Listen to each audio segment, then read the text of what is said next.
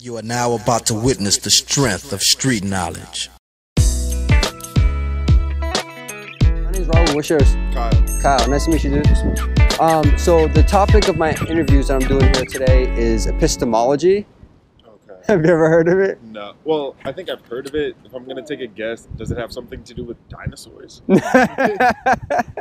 No, it's actually a philosophical field dealing with knowledge. Oh, okay. Specifically, like what people believe in, but more importantly, why they believe it and how they establish that it's true. Okay. So religion.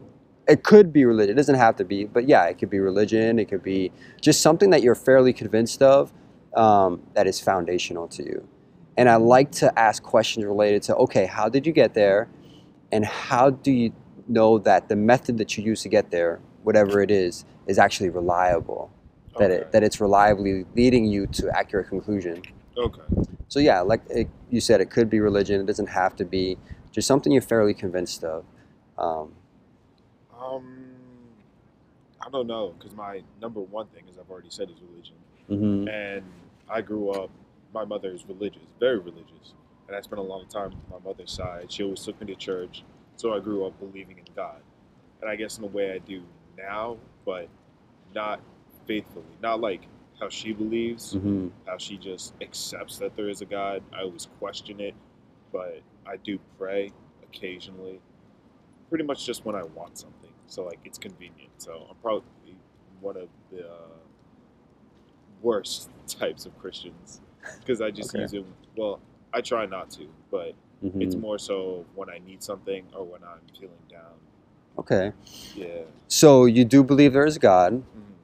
Mm-hmm. How certain are you of this? Like if you had to quantify it in terms of like a scale of 0 to 100, are you 100% certain? Are you less? Like where's your level of certainty? Level of certainty. I don't know. I'd say 37%. Okay, it's pretty specific. Yeah, I mean, like, I believe, but at the same time, I mean, there's nothing to see. Mm-hmm. Like, I pray, and then something happens. So it's like, is it a coincidence? Would have happened if I didn't pray? And it's like, there's a good chance. Like, I don't know. You know, some people, can, how people just get lucky for some things. Mm-hmm. Luck can be confused with God.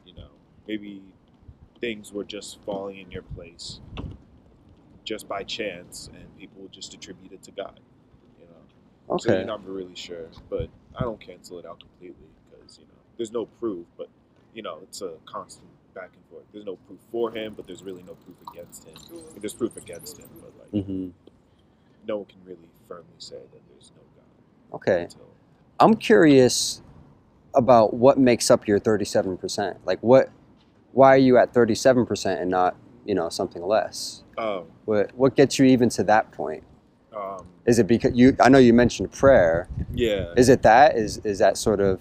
It's a little bit prayer, but it's mostly my mother and her side of the family. Oh, okay. Like how I grew up, and my sister is religious too, more so than me. But I think she's, a lot more than me, but I think she also has her doubts. So I guess it's the environment that I was growing up in. Environment, upbringing. Yeah, that really holds that Okay. relationship with God. Do you think that upbringing is a reliable way to determine whether or not something is true? I think it's a reliable way to determine if something is true. I don't know. I don't think I understand the question. Okay.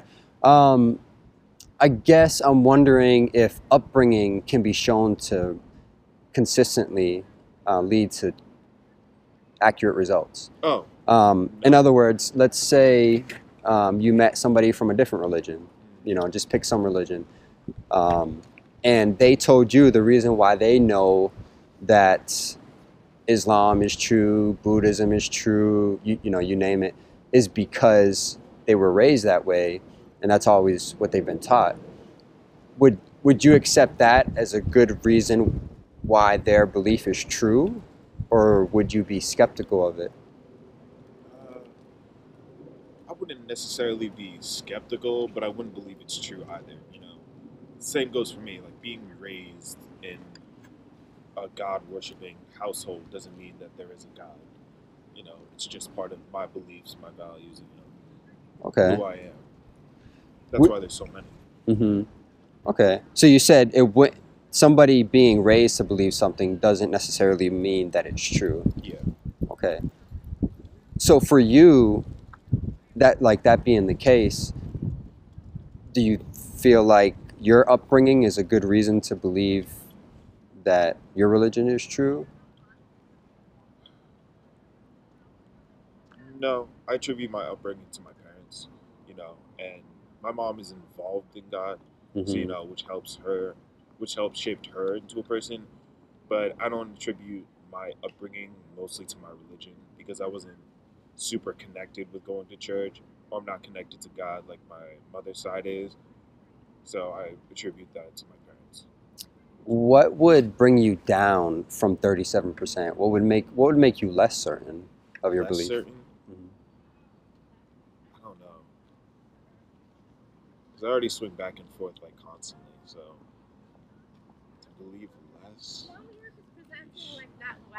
Either some huge scientific breakthrough, like a new law of physics, or I don't know, the discovery of tachyon, some shit like that, or Mm-hmm.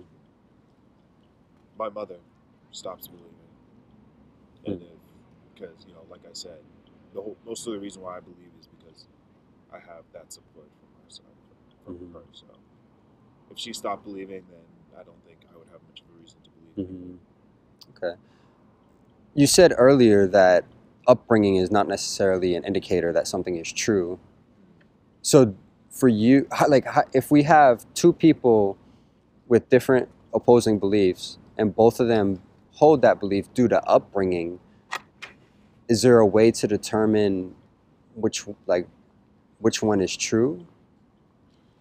That that doesn't rely so heavily on. Well, I don't know. I guess it can be whatever, but I'm just wondering how we determine, in light of the fact that upbringing is not necessarily a reason to believe something is true.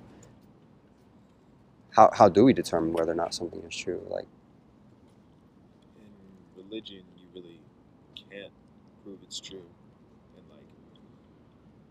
if you take two people who are raised in a God worshiping household and then polytheistic, is that the right word?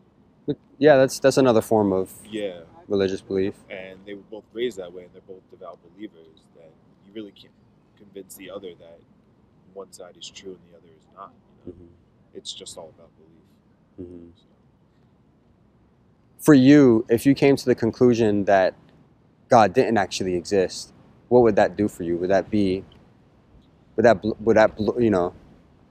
blow your mind? Would that completely take the rug out from underneath your feet?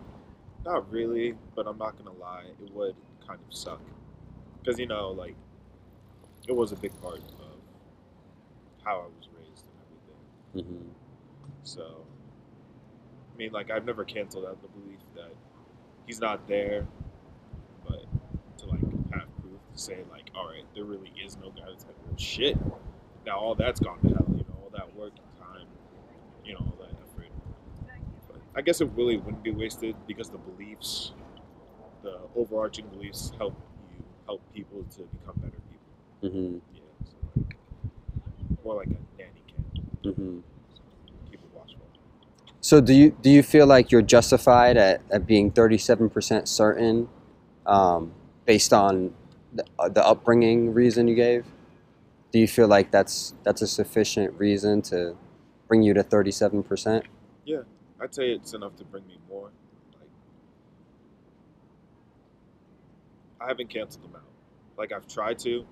I've really thought about it, and but somewhere there's always a part of me that believes. Mm-hmm. I noticed that what you said, if you met somebody from a different religion and they appealed to upbringing, you said you wouldn't necessarily believe it's true. Yeah. So their appealing to upbringing would not bring you to 37% in belief in their God, But for you, upbringing does bring you to 37%. Am I noticing a disparity there between how you evaluate other people's beliefs versus your belief? I don't. Well, I guess you could say I don't particularly. How should I phrase this? How other people were raised and what religion they grew up in doesn't influence me. So if they take their religion closer to heart because of how they were brought up, that doesn't impact me. So it shouldn't impact how I feel about my religion in any way. So I'm gonna feel how I'm gonna feel. You're gonna feel how you're gonna feel. I'm not gonna try and convince you otherwise. You could try to convince me otherwise, and I'm probably just not gonna take it. So that's just my opinion.